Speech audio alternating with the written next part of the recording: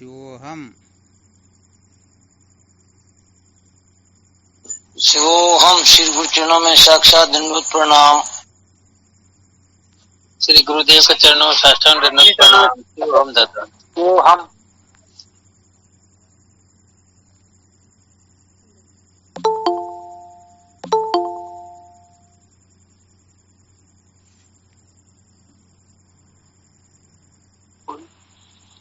क्या विषय चल रहा था अपना?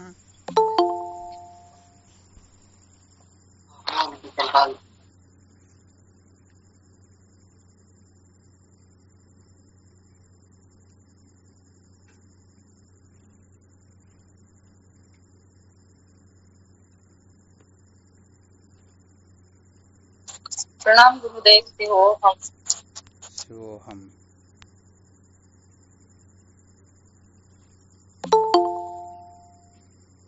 प्रणाम स्वामी जी के श्री चरणों में कोटि कोटि प्रणाम। शिवोहम।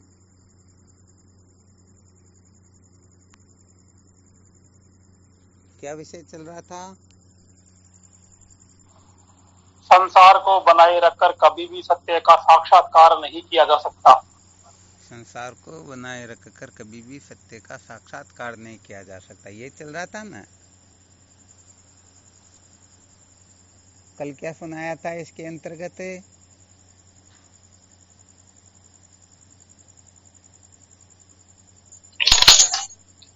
अंत्यकरण धर्म को अपना धर्म समझना ही संसार है। मैं तो जब तक अंतःकरण को महत्व देंगे तब तक समझना चाहिए कि हम संसार को ही महत्व दे रहे हैं, क्योंकि अंतःकरण ही संसार होता है। अंतःकरण से बिन कोई संसार नहीं होता है। विचार करके देखो, जब मन बुद्धि चंचल होते हैं तब ही संसार की प्रतीति होती है, अथवा मन बुद्धि की शांत अवस्था में संसार की प्रतीति होती है। चंचलता में होती है महाराज जी। हाँ, सचमुच में सत्य कहे तो यही बात होती है। जब जब मन बुद्धि चंचल होते हैं तब तब ही संसार की प्रतीति होती है, और जब मन बुद्धि शांत होते हैं तब संसार की प्रतीति होती ही नहीं। ऐसा समझना चाहिए कि मन बुद्धि की शांत अवस्था में आज दिन तक किसी ने संसार का अनुभव किया ही नहीं। अच्छी तरह से समझ में आ रहा है ना? जी महाराज। हाँ, ये बड़ी विलक्षण बात है। इसीलिए कहने का मतलब, ये मन बुद्धि जो है, पूरा का पूरा संसार यही होता है। इसीलिए कल यही बताया गया था, अंतःकरण को मैं समझना, अंतःकरण को मेरा समझना और अंतःकरण को सच्चा समझना, यही पूरा संसार होता है। इससे भिन्न कोई संसार होता ही नहीं। आ गया ना अच्छी तरह से समझ में? जी महाराज। तो वैसे देखा जाए तो कोई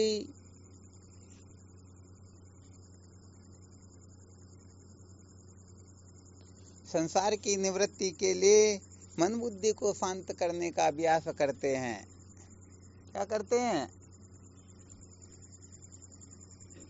मन बुद्धि को शांत करने के लिए कुछ न कुछ अभ्यास करते हैं।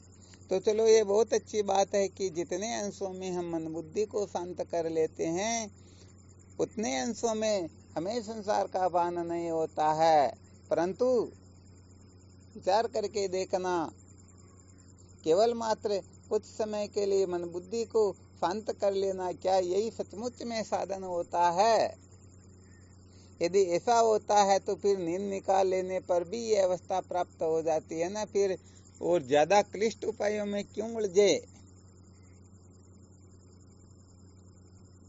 इसीलिए तो बहुत सारे साधक ऐसे होते हैं जो दिन में भी सोते रहते हैं। हाँ, क्योंकि वो समाधि तो प्राप्त करनी होती है ना।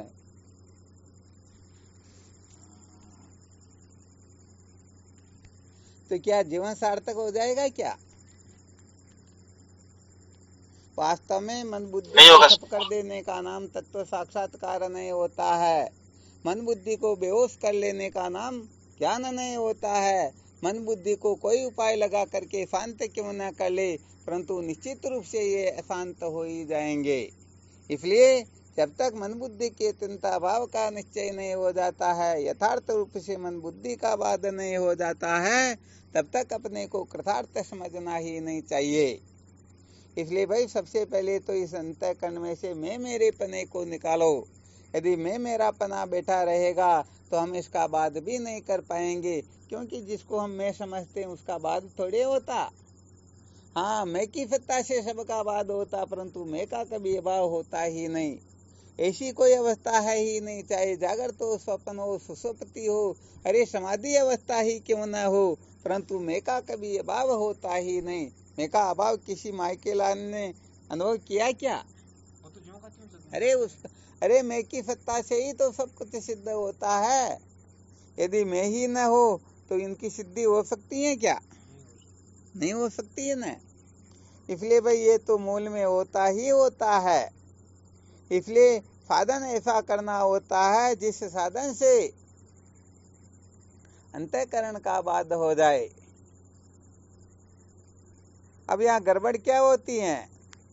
एक तो होता है अंतःकरण से पहले, एक होता है अंतःकरण के पश्चात। ध्यान देना अच्छी तरह से।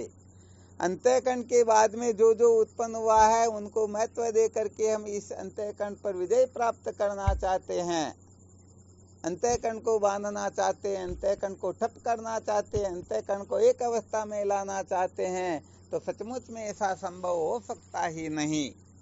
क्योंकि अंतःकरण तो उनसे ज्यादा बलवान है ना, उत्पन्न तो उन्हीं से हो रहे हैं ना। तो ये अंतःकरण जिससे उत्पन्न होता है या अंतःकरण से जो भी परे हैं, उस तत्व को जान करके अंतःकरण का बाध किया जा सकता है। यदि उसको न जाना और उसके बाद में कोई भी किसी भी प्रकार का तरीका, फॉर्मूला कुछ भी अपना करके यदि कोई अंतःकरण को ठप कर दे तो सचमुच में जीवन सार्थक होता ही नहीं। ये कुछ समय के लिए अवस्था बनी रहेगी और फिर बिगड़ जाएगी। इसलिए अंतःकरण की किसी भी अवस्था को महत्व देना, आग्रह करना, बनाए रखने या कुछ भी करने का जो होता नहीं, सारा का सारा ज्ञान के अंतर्गत ही होता है। सच कहे तो इसका नाम ज्ञान होता ही नहीं। इसलिए पहले थोड़ा अंतःकरण को संस्कारी बना करके अंतःकरण के द्वारा इनसे नीचे की कक्षा के जितने जो कुछ भी हैं, अंतःकरण को शुद्ध सत्व से संपन्न करके उन सबका बाध कर देना चाहिए। और फिर आत्म तत्व का अनुभव करके, आत्म तत्व का बोध करके इस अंतःकरण के चिंता भाव का निश्चय करना होता है। यही तो साधन होता है। हरा समझ में? तो कम से कम अंतःकरण से जिन जिन कचरे को हम हटा सके, अंतःकरण रूपी झाड़ू से जिन जिन कचरे को हटाया जा सकता है, कम से कम उन कचरे को तो हम हटा सकते हैं ना। और उस कचरे को हटाने का नाम ही जिज्ञासा उदय होना कहते हैं, उसी को जिज्ञासु कहते हैं, वही सत्य शिष्य होता है। क्योंकि अंतःकरण को हटाना उनके वश की बात नहीं है, परंतु अंतःकरण से वो क्या क्या इसके नीचे जो जो भी है उन सबको हटा देना, ये उनका स्वयं का काम हो सकता है। अब बात ये होती है कि हम अंतःकरण से जो हटने वाला है उसको हटा करके समझ लेते हैं हमने जीवन को सार्थक कर लिया, हमने जीवन को धन्य बना लिया। हो गई ना गड़बड़? पक्की बात है। हाँ, इसलिए अंतःकरण को बनाए रखकर आत्म तत्व का अनुभव नहीं होता है, तत्व स्थिति होती ही नहीं। इसलिए बहुत अच्छी तरह से ध्यान रखना चाहिए कि हम इस अंतःकरण का उपयोग कहाँ तक करें, कहाँ तक इसको महत्व दे और कब इसको महत्व देना बंद कर दे। तो ये सारी की सारी प्रक्रिया जब साधक ठीक तरह से समझ लेते हैं, उसी समय इनमें सारा का सारा विवेक स्वतः ही जागृत होने लगता है। क्या करना होता है, क्या नहीं करना होता, ये सारी बातें इनके हृदय में अनायास ही उदय होने लगती, सूझने लग जाती है। परंतु सच्ची बात यह है कि जिनके जीवन का लक्ष्य केवल और केवल मात्र विद्या की निवृत्ति ही हो और कुछ नहीं हो, बस उसी के हृदय में इस प्रकार की भावनाएं, इस प्रकार की कल्पनाएं, इस प्रकार की जानकारियां उदय होने लगेगी। और फिर उनको जब वो मूर्त रूप दे देगा, समझो उसी समय उनको अनुभव हो जाएगा।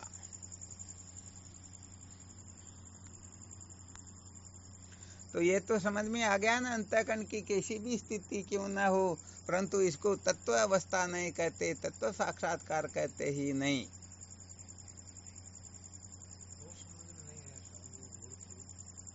क्या समझ में, जोर से बोलो। अरे मूर्त रूप का मतलब ऐसा अनुभव,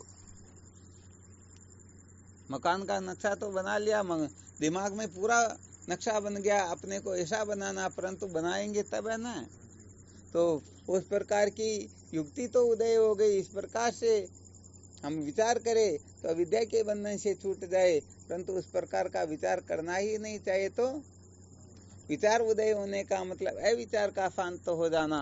अविचार यदि सम्यक प्रकार से शांत हो जाए तब समझो विचार उदय हुआ, परंतु अविचार ही शांत नहीं हुआ, थोड़ी देर विचार फिर अविचार, ऐसी अवस्था चलती रहती है, तो गड़बड़ तो है ही है ना।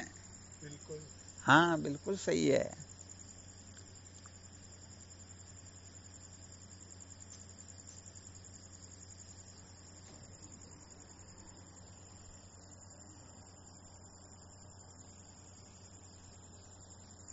इसमें किसी को कोई संशय है क्या? नहीं गुरुदेव, नहीं है ना। नहीं गुरुदेव। बहुत अच्छी बात है। तो ये अंतःकरण भी एक प्रकार का झाड़ू ही समझ लीजिए। अंतःकरण को शुद्ध करके फिर अंतःकरण रूपी झाड़ू से जिन जिन का निषेध किया जा सकता है उस तक का कर दीजिए। फिर इस अंतःकरण का निषेध होगा अधिष्ठान ज्ञान से। जब अधिष्ठान ज्ञान होता है तो इस अध्यस्त का सदा सदा के लिए बाध हो जाता है। और बाध होने के बाद में सदा ध्यान रखना, ये प्रतीति जो होती है ये दोष नहीं होती है, पृथकता की भ्रांति दोष होती है। इसलिए संसार का सम्यक प्रकाश से बाध होने के पश्चात ये संसार प्रतीत होता रहे, तो ये ऐसा मत समझ लेना कि हमको ब्रह्म साक्षात्कार हो गया तो संसार ही प्रतीत नहीं होना चाहिए। संसार क्यों प्रतीत हो रहा है, ये बड़ी नासमझी की बात हो जाती है। अरे भाई, संसार का प्रतीत होना ये कोई दोष नहीं है। आकाश में नीलिमा का दिखना दोष नहीं है, परंतु उस नीलिमा को सत्य समझना ये दोष होता है। तो संसार प्रतीत हो तो क्या फर्क पड़ रहा है? यदि हम इस संसार को सत्य समझेंगे, प्रिय समझेंगे, रमणीय समझेंगे, तभी कर्तृत्व भोक्तृत्व जागृत होगा। और यदि इस संसार को हमने अधिष्ठान ज्ञान से ठीक ठीक प्रकाश से बाध कर दिया तो बताओ, उसके बाद में संसार दिखे तो दिखे ना।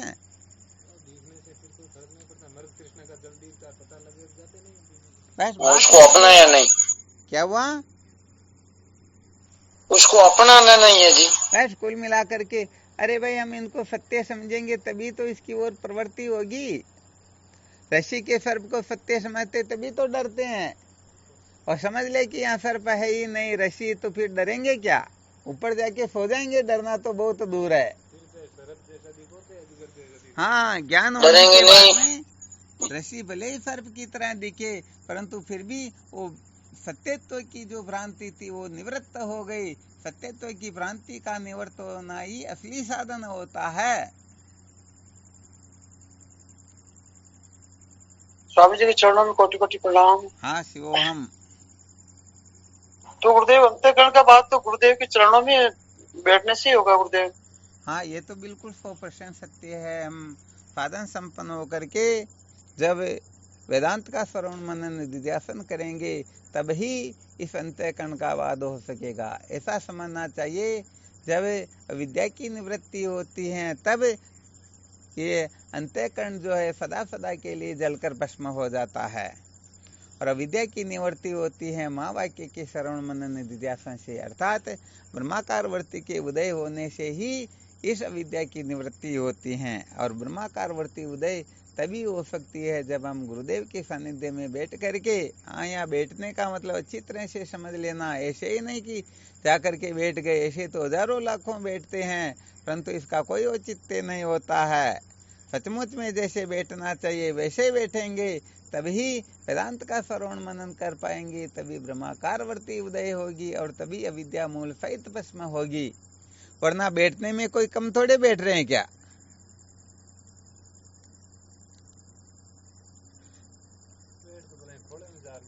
हाँ, बिल्कुल सत्य बात है। परंतु कैसे बैठना चाहिए, किन किन साधनों से संपन्न होकर के? देखो, हमें बोध नहीं होता है, अनुभव नहीं होता है, भ्रांतियों की निवृत्ति नहीं होती है, बात समझ में नहीं आती है, तो इसका मतलब अपने में कुछ न कुछ कमी अवश्य है। उस कमी को जब तक निकाल नहीं लेते हैं ना, तब तक सचमुच में काम चलता ही नहीं। बस इसीलिए अपनी सारी क्लासें सुनाई जाती हैं कि सत्य को जाने बिना दुखों का अंत नहीं होता, परंतु इसके लिए शर्त बता दी गई है, संसार को बनाए रखकर सत्य का साक्षात्कार नहीं किया जा सकता। तो संसार को बनाए रखने का फॉर्मूला बहुत अच्छी तरह से समझ लेना चाहिए। हाँ, बिल्कुल बिल्कुल। हम कहने का मतलब कुछ भी कल्पना कर रहे हैं तो ये क्या है? ये संसार को बनाए रखना ही तो है। हाँ, बस बस बस। किसी भी प्रकार की कल्पना हो, अच्छी हो, बुरी हो, ऐसी हो, वैसी हो, ये सारी की सारी संसार को बनाए रखने का आग्रह ही होता है। हाँ, आग्रह जीवन में से बिल्कुल ही निकल जाए, आग्रह नाम की कोई वस्तु शेष रहे ही नहीं। अरे, आग्रह का आग्रह भी नहीं रहे, तब समझो जीवन कुछ विलक्षण हुआ। वरना क्या है? वरना तो हम अपने मौज मस्ती से, मनोरंजन से अपने मन के नचाए ही तो नाचते रहते हैं, और कोई विशेष थोड़े कर पाते क्या? हाँ, इसलिए इस बात का विशेष रूप से ख्याल रखना चाहिए।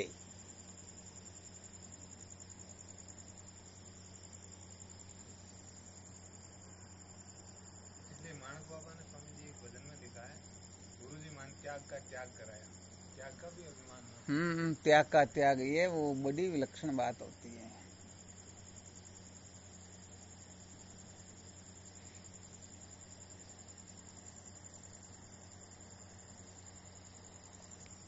और कोई शंका?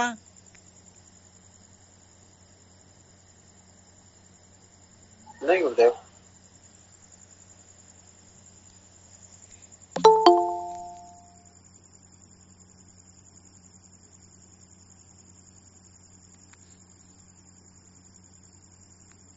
तो ये थोड़े विशेष सूत्र होते हैं। इन विशेष सूत्रों को अपने को अच्छी तरह से गांठ बांध लेना चाहिए और बहुत अच्छी तरह से मंथन करते रहना चाहिए कि हम अंतःकरण को कितना महत्व दे रहे हैं।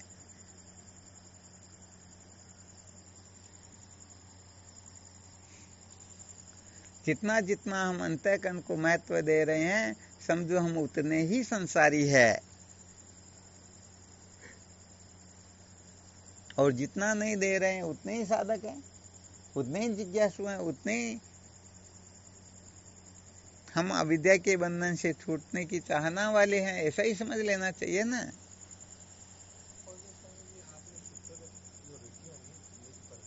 संसार को बनाए रख करके सत्य का साक्षात्कार नहीं किया जा सकता। ठीक बात है। मुझे स्वामी जी ऐसा लगता है कि अगर जो संसार को नहीं बनाए रखना चाहते तो वो तो एक प्रकार का संत महापुरुष है, ये बहुत बड़ा सूत्र है। एन कैन प्रकार देखा जाए, किसी प्रकार का भी उपमान हो, फिर भी ये संसार को बनाए रखना है। ठीक बात है। सर्व प्रकार से जो त्याग हो जाता है, वही इस सत्य का जानने का अधिकारी। बिल्कुल बिल्कुल,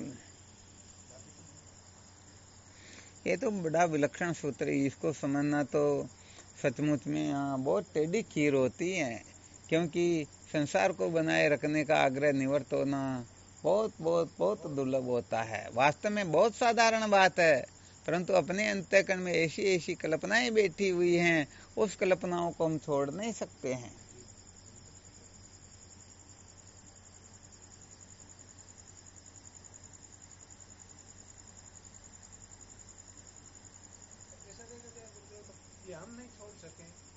छोड़ेगा और कौन सत्य का साक्षात्कार करेगा हमारे लिए कोई कुछ करने वाला है ही नहीं, ये सब कुछ अपने को ही करना होगा। अपने सिवाय कौन दूसरा क्या करेगा।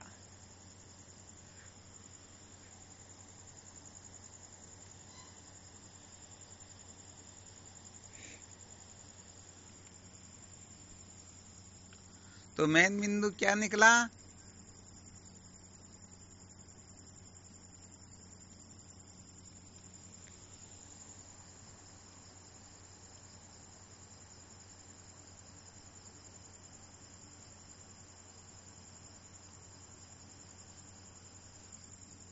आवाज आ रही है? जी महाराज जी।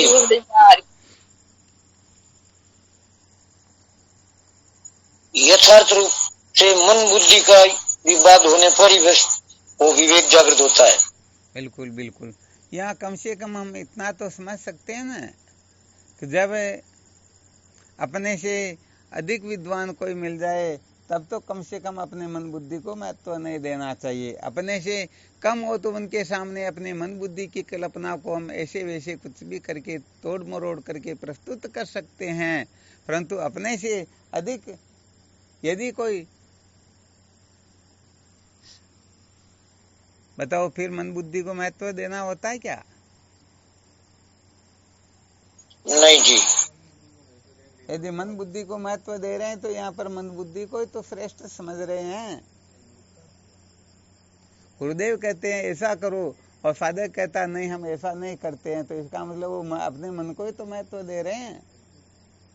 तो उनका मन महत्वपूर्ण हुआ, गुरुदेव महत्वपूर्ण थोड़े हुए। ये उनके भीतर कल्पना बैठी हुई है और कल्पना बैठी हुई है तो अब वो सुनेंगे बहुत, परंतु थोड़ा सत्य के साक्षात्कार में थोड़ा समय लगेगा, क्योंकि आग्रह का बलि प्रकाश से निवृत्त हो जाना ही तो ज्ञान है। बुद्धे फलम अनाग्रह, ज्ञान का फल होता है अविद्या की मूल सहित निवृत्ति। आग्रह का निराकरण हो जाना, समस्त आग्रहों से छुटकारा प्राप्त कर लेना, इसी को तो ज्ञान कहते हैं। यही तो ज्ञान का फल है।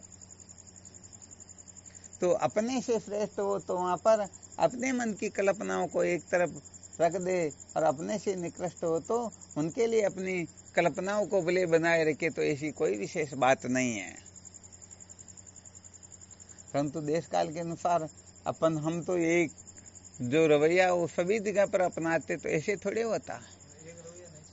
स्नान करते समय हाथ पैरों के ऊपर जो ताकत लगाते वही ताकत आंख पर थोड़ी लगाते, नहीं लगाते ना। तो वैसे ऐसे ही ये बहुत सारी प्रक्रियाएं होती हैं जीवन के अंतर्गत। ये जगह जगह पर अनेक प्रकार से इनका उपयोग होता रहता है, इनको बहुत अच्छी तरह से समझना होता है।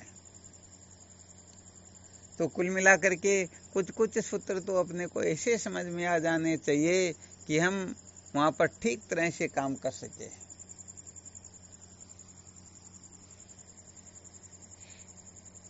तो वास्तव में संसार को महत्व देना क्या हुआ?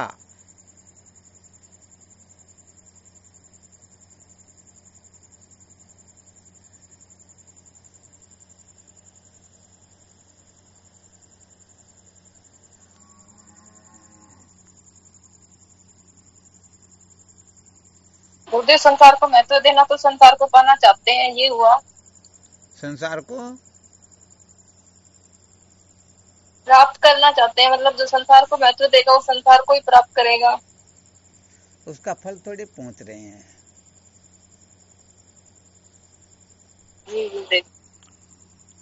और कोई बताओ संसार को महत्व देना क्या हुआ?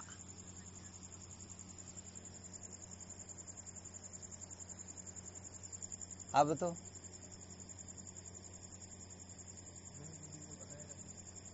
हाँ, मन बुद्धि को महत्व देना, मन को महत्व देना है तो संसार को महत्व देना है। संसार को महत्व दे रहे हैं तो समझो मन को पूर्ण रूप से महत्व दे रखा है। तो जितने अंशों में संसार के पीछे पागल है वह उतना ही मन को बुद्धि को सत्य समझता है, उतना ही मन बुद्धि को महत्वपूर्ण समझता है। तो मन बुद्धि के चक्कर में जो चितना पड़ा हुआ होता है वह उतने ही अंशों में संसार को सत्य समझता है। इसलिए इस संसार को सोच ले कोई हम जलाकर भस्म कर दे, एटम हम डाल दे, ऐसा वैसा कर दे तो हम जीवन मुक्त हो जाएंगे, कल्पना ही मत करना। अरे वास्तव में संसार होता ही नहीं, ये मन बुद्धि की कल्पना को ही संसार कहते हैं। इसलिए एटम बम यदि गिराना हो तो इस मन बुद्धि के ऊपर गिराओ, और ये मन बुद्धि के ऊपर गिरने वाला एटम बम ऐसा वैसा नहीं होता है, तो ब्रह्म विद्या का गोला होता है। हाँ, ये ब्रह्म विद्या रूपी तो जो है, ब्रह्म विद्या रूपी जो गोला है ना, ये गोला इस मन बुद्धि को सदा सदा के लिए भस्मीभूत कर देते हैं। इसलिए ज्ञान का महत्व होता है। वास्तव में ज्ञान को महत्व दे करके ही हम मन बुद्धि से सदा सदा के लिए छुटकारा प्राप्त कर सकते हैं, इनका बाध कर सकते हैं। आ गया है समझ में?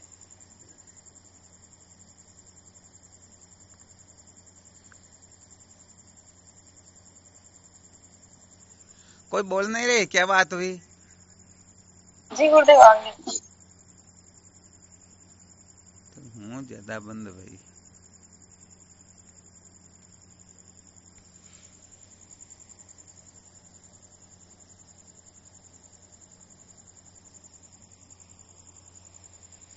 अच्छा, विचार करके देखो, अपना मन कभी अपने को दुख रूप प्रतीत होता है या नहीं होता है?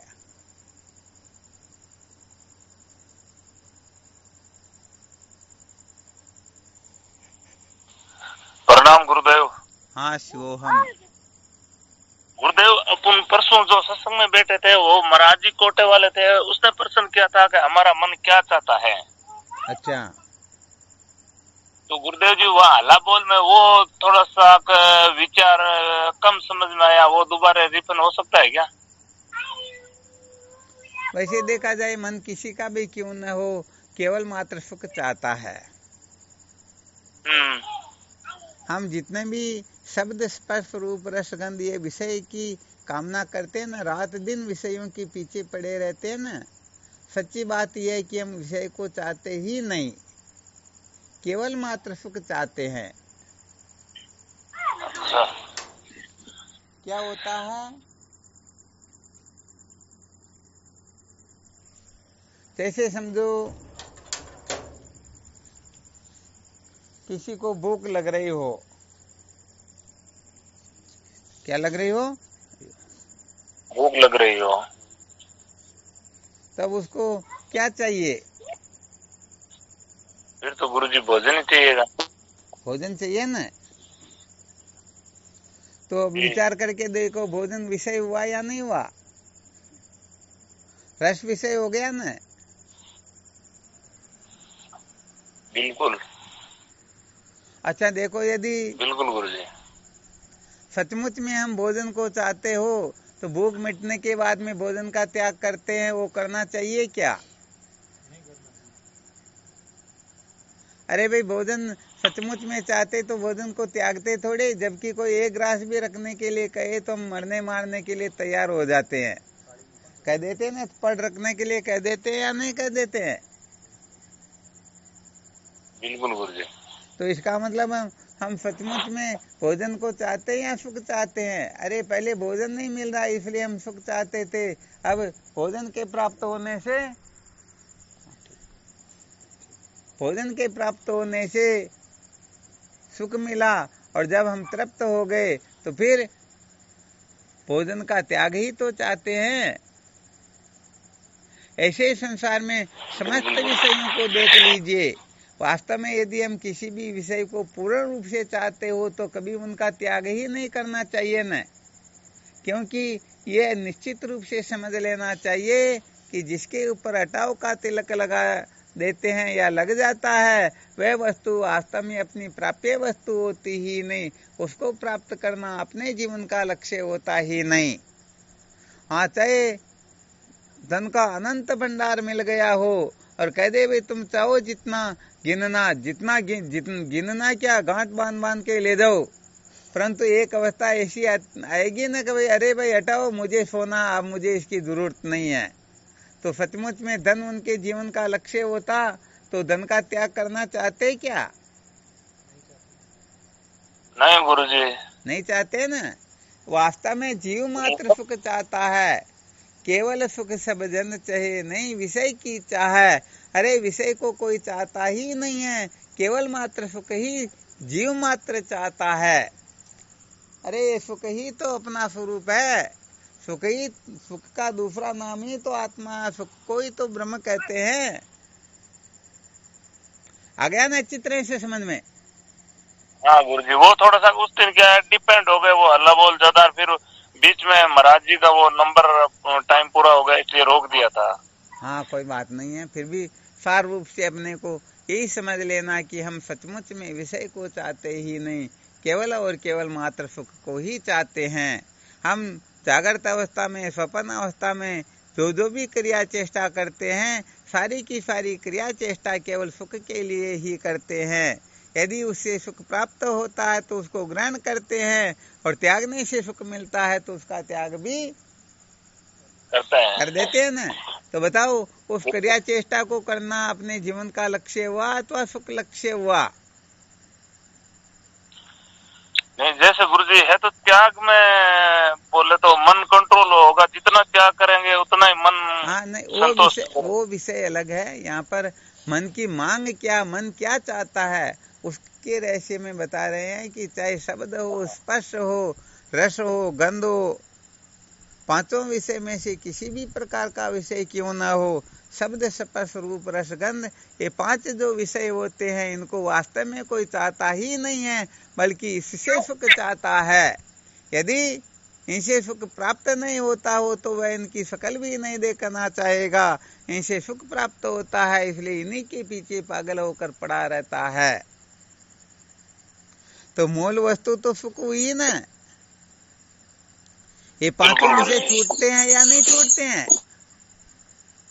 नहीं छूटते हैं वहां पर तो गुरुजी। हाँ, तो ये छूटने में भी आते हैं, पकड़ने में भी आते हैं। इसलिए वास्तव में ये विषय प्राप्त करना जीवन का लक्ष्य नहीं है, हम सचमुच में सुख ही चाहते हैं। तो मन की जो मांग है केवल और केवल मात्र सुख की ही है, ये सुख के सिवाय किसी को चाहता ही नहीं। तो ऐसा समझना चाहिए कि ये मन बहुत बड़ा भिखारी है, अनादिकाल से यह उस मान वस्तु की खोज में लगा हुआ, इसीलिए तो ये हर विषय को प्राप्त करता है। इसे पसंद नहीं आता तो उसका त्याग कर देते हैं। ये सचमुच में ब्रह्म सुख को ही चाहता है, ब्रह्म सुख के सिवाय और किसी को चाहता ही नहीं।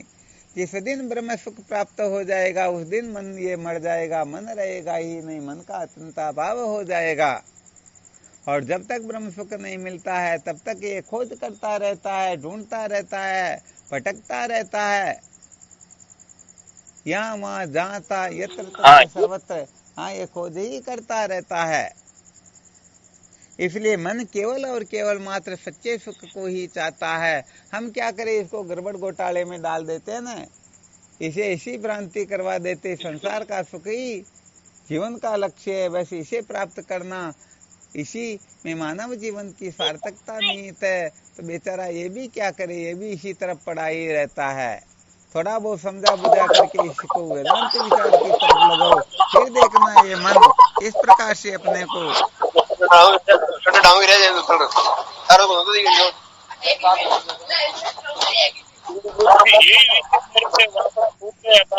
इसका थोड़ा सा गौर नहीं आता। आखिर मन का सुख क्या, ईश्वर है आखिर मन का सुख क्या हुआ? ये अभी आपने जो विषय बताया था ना मन का, भी जैसे ईश्वरी मन का सुख है, सिर्फ और सिर्फ ईश्वर। हाँ, ईश्वर साक्षात्कार से ही मन पूर्ण सुखी हो सकता है।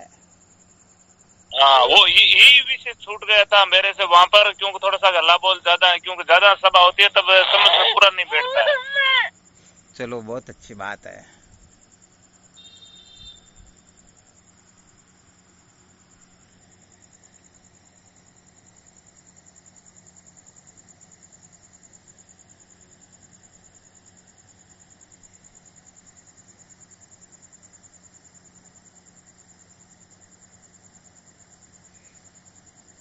तो यहाँ पर कुल मिलाकर के जिसके मन में रजोगुण तमोगुण अधिक होता है, समझ लेना चाहिए वह मन बीमार है, और जिनके मन में सतोगुण की मात्रा अधिक हो जाती है वह मन स्वस्थ है। जो स्वस्थ मन होता है वह ब्रह्म विचार की ओर प्रवृत्त होता है, सत्संग साधन भजन की ओर प्रवृत्त होता है, और जिसका मन बीमार होता है वह संसार के भोग पदार्थों की ओर ही अधिक प्रवृत्त होता है। इसलिए अपने मन के अंतर्गत रजोगुण तमोगुण को शांत करने के लिए शास्त्रोक्त जो जो उपाय होते हैं वो करते रहने चाहिए, क्योंकि मन में सतोगुण का बढ़ना ये जीवन की सार्थकता होती है, ये उत्थान की ओर जाने का रास्ता होता। इसलिए मन बुद्धि में जब तक रजोगुण तमोगुण रहेंगे तब तक ये सारा का सारा निर्णय गलत लेंगे। अरे भाई कुर्सी तो वह की वही होती है, परंतु यदि उस पर न्याय करने वाला गलत व्यक्ति बैठ जाए तो न्याय भी गलत ही होगा। कुर्सी में कोई अंतर थोड़े होता है क्या। इसलिए यदि मन बुद्धि में रजोगुण तमोगुण भरा हुआ है तो ये संसार के शब्दादि विषयों को ही महत्व देगा, और यदि ये नहीं है तो ये भगवान के भजन को ही महत्व देगा ना।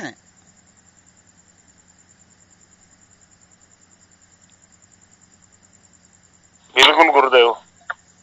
हाँ, इसलिए साधन यही साधना होती है कि मन के अंतर्गत रजोगुण तमोगुण कैसे शांत हो, कैसे इसका निराकरण हो, इनका सदा सर्वदा ख्याल रखते रहना चाहिए।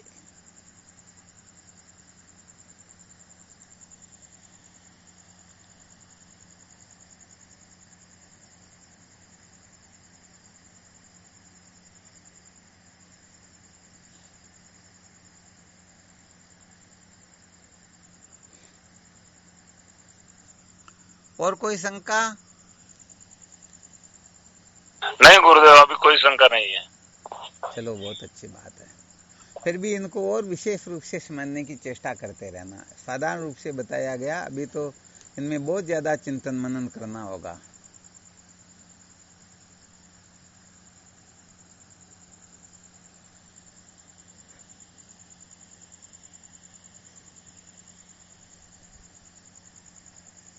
तो यहाँ पर मन बुद्धि को महत्व देना ही संसार को महत्व देना होता है। तो जितना मन बुद्धि को महत्व देता है वह उतना ही संसारी होता है। तो जितना मन बुद्धि को कतरा समझता है, मिथ्या समझता है, अनित्य सारा आदि समझता है, समझो वह संसार के बारे में भी ऐसा अनुभव कर चुका होता है। इसलिए इन प्रकारेण मन बुद्धि का मिथ्यात्व निश्चय हो, क्योंकि उत्तम साधक वही होता है जो मास्टर चाबी को पकड़ता है, और यहाँ पर मास्टर चाबी जो है इस अंतःकरण के मिथ्यात्व निश्चय का होता है। जब अंतःकरण के मिथ्यात्व का निश्चय हो जाता है तो फिर ये जगत आदि प्रपंच जो दिखाई दे रहा है इनके मिथ्यात्व निश्चय के लिए अलग से कुछ करना होता ही नहीं। करना होता है क्या? अरे भाई, जैसे किसी पहलवान के साथ में एक दुबला पतला व्यक्ति भी चल रहा हो और कोई आगे उसे भी जोरदार व्यक्ति मिले और उस पहलवान को ही पछाड़ दे, तो फिर उसके साथ में चलने वाला दुबला पतला व्यक्ति उसका कुछ बिगाड़ सकता है क्या? ये तो अपन ही जानते हैं ना भाई, पहलवान नहीं इसके सामने घुटने टेक रहा तो ये बेचारा क्या है औकात रखता। तो जब मन बुद्धि का ही मिथ्यात्व निश्चय हो जाता, मन बुद्धि की सत्ता नहीं रहती, तो फिर संसार कहाँ पर रहा।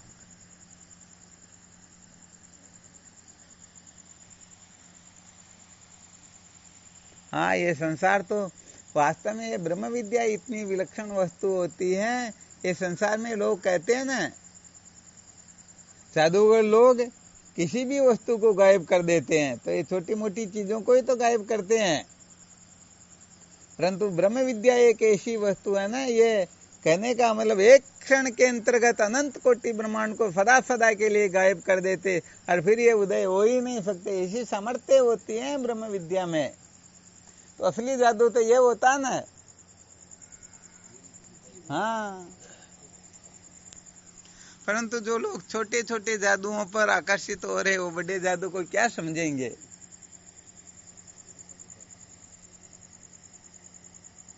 अनंत कोटि ब्रह्मांड को एक क्षण में गायब कर दे, तो छोटी मोटी वस्तुओं का कोई औचित्य है क्या? उस जादू से तो एक गांव भी गायब नहीं होता।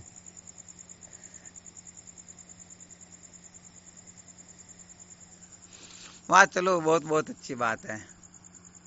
इसके लिए करते रहो चिंतन मनन, और कोई शंका हो तो देख लो, नहीं तो फिर कल और विचार करेंगे। शिवोहम। शिवोहम, श्री गुरु चरणों में साक्षात दंडवत प्रणाम। शिवोहम। शिवोहम। गुरुदेव भगवान के श्री चरणों में प्रणाम। शिवोहम। शिवोहम। स्वामी जी के चरणों में साष्टांग प्रणाम। शिवोहम। गुरुदेव के श्री चरणों में कोटि कोटि प्रणाम। शिवोहम। प्रणाम गुरुदेव। प्रणाम गुरुदेव। शिवोहम। शिवोहम। प्रणाम स्वामी जी, कोटि कोटि प्रणाम। शिवोहम। शिवोहम। शिवोहम।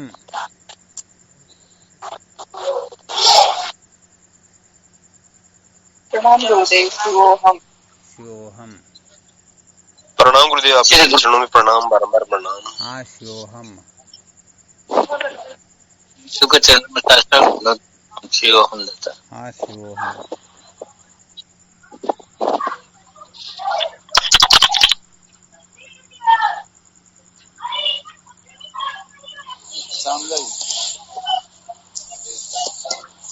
शिवोहम। शिवोहम। शिवम गुरुदेव। हाँ, शिवोहम। शिवम प्रणत। हाँ, शिवोहम। प्रणाम स्वामी जी, आपके चरणों में कोटि कोटि प्रणाम। शिवोहम। हमारा सतगुरु चरणों में कोटि कोटि प्रणाम बाबू जी। शिवोहम। शिवोहम। देखो ही।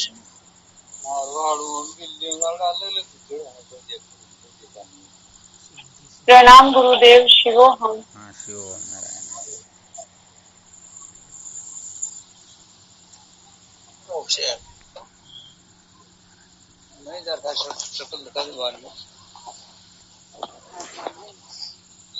कोटि कोटि प्रणाम स्वामी जी, आपके श्री चरणों में। हाँ, शिवोहम।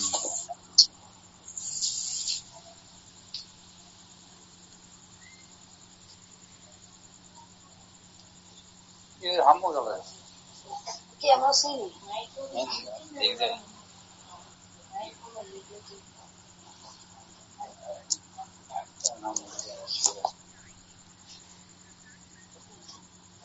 शिवोहम। शिवोहम। प्रणाम गुरुदेव। हाँ, शिवोहम। शिवोहम। प्रणाम गुरुदेव, आपके हाँ, शिवोहम।